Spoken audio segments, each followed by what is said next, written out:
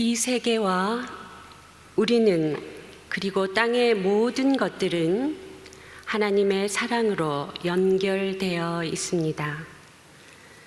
하나님이 계시지 않는 곳은 이 지구상에 아무 데도 없기 때문입니다.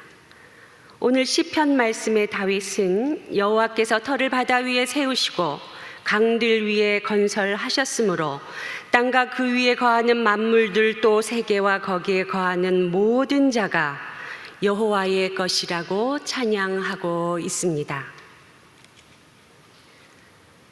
이 땅의 모든 것을 돌보시는 하나님의 사랑은 보이지 않지만 믿음의 백성들에게 보이는 그 무엇보다도 그 어떤 증거보다도 확실한 것입니다. 무소부재하신 하나님을 날마다 입으로 고백하는 우리는 왜 지금도 온 땅에 충만한 영으로 거하시는 하나님을 잊고 살아가는 것일까요? 그리스도인들은 구원의 시간만을 생각하며 구원의 장소인 이 땅에서 하나님을 만나는 감격도 신비도 거룩도 잊고 살아가는 것이 아닐까요? 코로나로 인해 전 세계 수많은 죽음의 행렬 앞에서 생물과 무생물의 경계에 보이지도 않는 작은 바이러스, 생명의 최상위 포식자인 인간의 생명뿐만 아니라 인류의 문명을 위협하고 있다는 사실은 역설적으로 모든 존재는 하나님의 본래적 은총 안에 연결되어 있음을 나타내는 것입니다. 따라서 우리는 이 위기 속에서도 지구를 지탱하고 계시는 하나님을 잊지 않아야 합니다. 이 하나밖에 없는 지구를 향한 하나님의 사랑은 마치 숨결처럼 호흡처럼 이 땅에 있는 모든 생명을 살리고 계십니다. 인간은 때로 눈에 보이는 것만 믿고 증명된 것만을 사실이라고 말합니다. 그러나 우리는 너무 큰 것도 볼 수 없고 너무 작은 것도 볼 수 없고 너무 큰 소리도 들을 수 없고 너무 작은 소리도 들을 수 없는 그저 불완전한 존재들인 것입니다. 인간의 능력과 지식이 너무나도 유한하고 짧은 것이기 때문입니다. 그러나 이러한 지식이라 해서 하나님을 알지 못한다는 핑계를 대지 못합니다. 로마서 1장 20절은 바울을 통해서 창세기로부터 그의 보이지 아니하는 것들 곧 그의 영원하신 능력과 신성이 그 만드신 만물에 분명히 보여 알게 되나니 그러므로 너희가 핑계치 못할지니라 라고 기록하고 있습니다. 이렇게 하나님의 능력과 신성은 자연 만물 가운데 크고도 분명하게 나타나 있습니다. 사실 자세히 보면 우리의 일상은 차라리 기적에 가깝습니다. 지구를 사과에 비유하면 사과 껍질보다도 얇은 그 대기층에 77억 명이 바글거리며 살아가고 있습니다. 내 몸을 이루는 세포 30조 억 중에 하나라도 제멋대로 분화해 암세포로 돌변하지 않는 것이 차라리 기적이 아닐까요? 매일 아침 눈을 뜨고 밥을 먹고 우리에게 주어진 일을 하면서 살아가는 이 하루가 다름 아닌 기적의 하루입니다.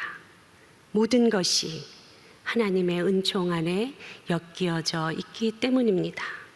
이 매일의 기적은 인간이 제 아무리 땅을 나누고 나라를 나누어도 이 땅은 하나님이 거하시는 이 만물과 이 사람은 하나님의 뜻이 행하시는 땅임을 말씀해주고 하나님만이 온 우주의 창조자이신 유일한 보존자이심을 증거하고 있습니다. 자연과 조화를 이루며 산속에서 평화롭게 살던 사람들이 있었습니다. 땅을 갈아 농사를 짓고 숲에서 땔감과 온갖 생명의 것들을 얻었습니다. 그러다가 중국과 인도가 국경 분쟁이 터진 뒤 인도 정부는 그 땅 위에 지뢰를 심고 군대를 배치하고 도로를 놓고 울창한 산림지대에서 목재를 벌채하기 위해 돈을 벌 계획을 착수했습니다. 자본을 가진 목재상이 타지에서 물밀듯이 밀려 닥쳐 숲을 밀고 땅을 엎었습니다. 그들이 지나간 땅은 황폐하게 변했고 몬순철만 돌아오면 민둥산과 엎어진 계곡이 온통 진흙과 홍수로 뒤덮였습니다. 평화롭게 수천 년을 살았던 가루알 히말리아 주민들은 숲을 지키기 위해 나무는 우리의 형제 자매이고 이 숲은 우리에게 물이요 식량이요 생명이라고 노래 부르며 저항하기 시작했습니다. 1970년 인도 북부 가루알 지방에서 실제 있었던 이 칩코 운동은 낮 동안 이를 찾아 외지로 남성이 떠난 후에 벌목꾼들이 나무를 베러 올 때 무참히 잘리는 나무를 두고만 보고 있을 수 없어서 나무마다 온몸으로 껴안고 벌목의 톱과 도끼로부터 나무 하나하나를 보호한 운동입니다.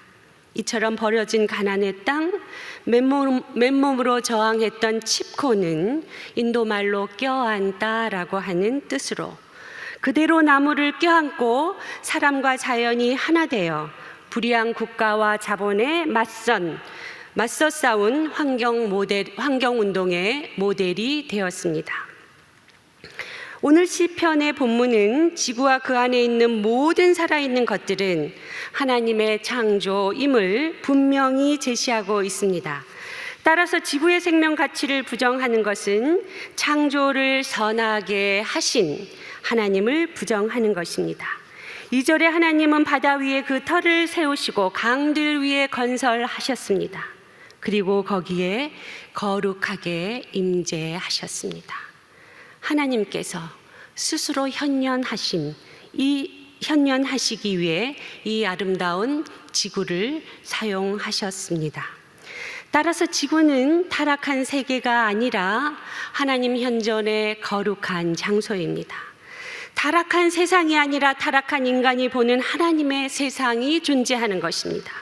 이 지구는 죄 많은 세상이 아니라 죄악을 행하는 인간이 파괴해온 아름다운 하나님의 창조 세계입니다. 그렇게 모든 생명은 그리고 창조된 지구는 우리와 함께 일하시는 하나님의 장소인 것입니다.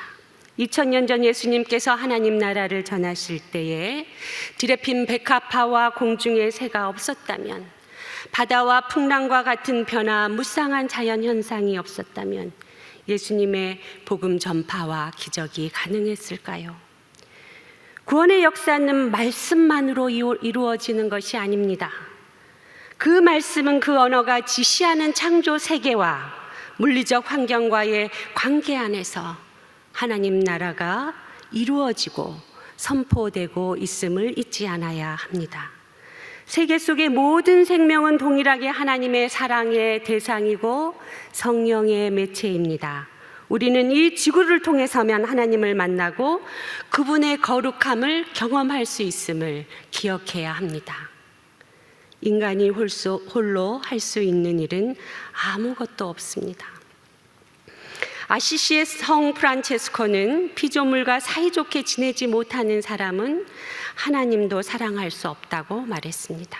프란체스코는 하나님이 창조하신 피조 세계와 동물과 식물을 형제 자매로 부르며 사랑으로 충만한 우주적 형제 자매를 보여준 영성가입니다. 예수님께서 마태복음 5장 34절에 하늘은 하나님의 보좌요 땅은 그 발등상이라고 하신 것처럼 이 우주는 하나님을 감싸는 옷자락이요 그의 임재로 인해 밝게 빛나는 광채라고 할 수 있습니다. 땅도 역시 하나님의 현현을 통해 땅의 소산물과 먹고 마시는 것은 말할 것도 없고 돼지가 비를 맞고 산천초목이 철을 따라 무성해지는 것들도 모두가 하나님의 선물입니다. 우리가 하나님이 주신 선물을 우리의 소유로 하고자 하면 사랑하는 장신 공동체 여러분, 다시 믿음의 눈을 가지고 하나님의 세계를 바라보십시오. 거기에 땅과 충만한 모든 것들이 하나님을 찬양하고 있음을 발견하게 될 것입니다. 하나님 앞에서 우리의 욕심과 탐욕을 내려놓게 될 것입니다. 이렇게 하나님이 창조하신 지구와 자연과 인간이 맺은 이 관계적 영성은 오직 사랑의 힘으로만 엮어갈 수 있는 신적인 속성입니다. 이 모든 것들과 하나 되기 위해서는 우리는 끊임없이 자신을 낮추고 비우고 개방하여 온 생명을 이웃으로 연합해 가는 신비한 사랑의 영성을 먼저 회복할 수 있어야 합니다. 이 관계의 회복을 위해 인간은 생명체들을 죽음으로 몰고 가는 생태 파괴를 지금 중지해야 합니다. 인간의 편리함과 물질적 탐욕에서 쉽게 벗어나기 어려운 인간 중심의 삶에서 지금 돌이켜야 합니다. 포스트 코로나 시대의 교회뿐만 아니라 우리가 인간이 진정으로 회복하기를 바란다면 가장 큰 저항은 생태적 회심입니다.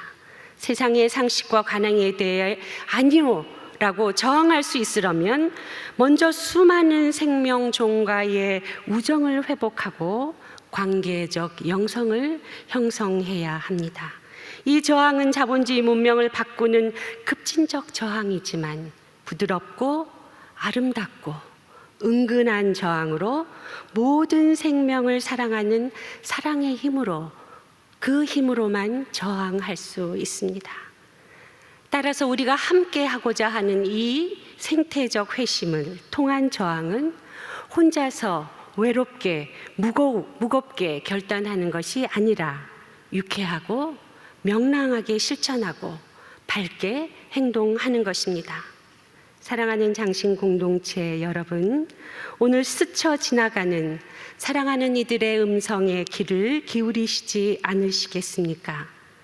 우리의 가까운 이웃, 아차산의 새소리, 풀벌레 소리, 바람 소리, 나뭇잎이 흔들리는 소리에 잠시 귀 기울여 보면 어떨까요? 코로나가 홀로 있는 시간을 인류에게 제공하는 동안 역설적으로 자연이 살아나고 있습니다. 인간이 홀로 외로움을 견디는 동안 신음하는 우리의 이웃과 신음하고 있는 생명들과 진정한 관계를 이제 생각하고 있습니다. 그래서 오늘 이 멈춤의 시간이, 이 느림의 삶이 하나님이 예정하신 은총의 시간임을 믿습니다.